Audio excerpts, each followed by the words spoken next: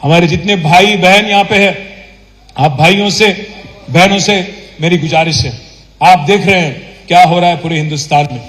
आज मुल्क में मोदी को अगर रोकना है, बीजेपी को अगर रोकना है, कांग्रेस से तो बात नहीं बनेगी। वो इसलिए क्योंकि आप देख रहे हैं कल राहुल गांधी जी चल रहे हैं वहां पे, चल गए वहां से मणिपुर से भारत जोड़ो करके निकल गए, पर वहां पे जब वो भारत जोड़ो करके एक तरफ राहुल गांधी चल रहे हैं, दूसरे तरफ आज राहुल को छोड़ो करके उनके सारे अलायंस पार्टनर, इंडिया अलायंस के सारे पार्टनर निकल गए बाहर और खुद लड़ने की बात कर रहे हैं, अलग से लड़ने की बात कर रहे हैं। ये क्यों हो रहा है? क्योंकि कांग्रेस पार्टी की घमंड ऐसी है, उनकी अहंकार ऐसी है कि कोई दूसरे लोगों को साथ ले चलने में विश्वास नहीं रखते हैं। आज बंगाल में ममता बनर्जी बाहर निकल गई, मैडम दीदी कह रही है कि मैं अलग लड़ूंगी वेस्ट बंगाल, और आज केरल में सीपीएम पार्टी निकल गई इंडिया अलायंस से, वो भी अलग लड़ने की बात कर रहे हैं। बिहार में नीतीश कुमार निकल गए और दिल्ली और पंजाब में अरविंद केजरीवाल निकल गए इंडिया अलायंस से। अब बचा कौन उसमें नहीं मालूम, बस राहुल गांधी, इकलौते राहुल गांधी वहां पे है।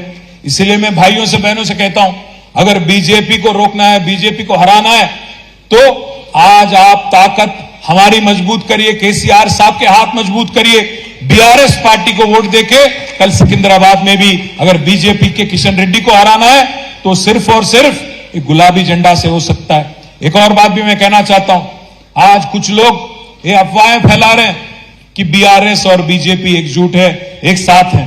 मैं भाइयों पूछना चाहता हूं आपसे, हाल ही में जो असेंबली इलेक्शन हुआ उसमें किसने किसको हराया? बंडी संजय को हराया किसने? बीआरएस पार्टी ने। अरविंद धर्मपुरी जो बीजेपी एमपी है निजामाबाद का, उसको किसने हराया? कोरुटला में बीआरएस ने हराया। आदिलाबाद का जो एमपी है स्वयं बापूराव, जो बीजेपी का एमपी है, बोध से एमएलए इलेक्शन लड़े थे उन्होंने, उसको किसने हराया? बीआरएस ने हराया। ईटेला राजेंद्र जो बीजेपी के चीफ मिनिस्टर कैंडिडेट थे, उनको किसने हराया? गजवेल में और हुजूराबाद में बीआरएस ने हराया। दुब्बाक में जो रघुनंदन राव थे बीजेपी एमएलए, उसको किसने हराया? बीआरएस ने हराया।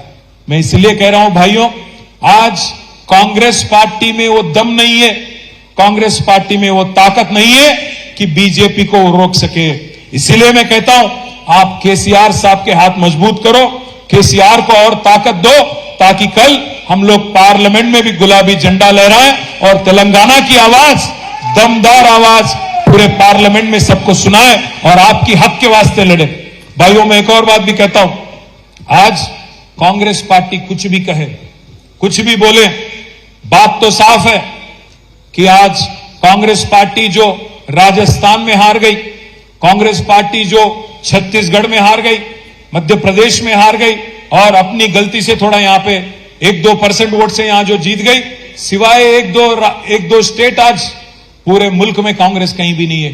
तो उनको अगर आप गलती से भी वोट दिए तो फिर फायदा होगा बीजेपी को, ये बात याद रखिए। गलती से अगर वोट आपने दे दिया कांग्रेस को तो फायदा पहुंचेगा आज बीजेपी को और नुकसान होगा बीआरएस जैसे सेक्युलर पार्टी का। आप ये बात समझने की कोशिश करें।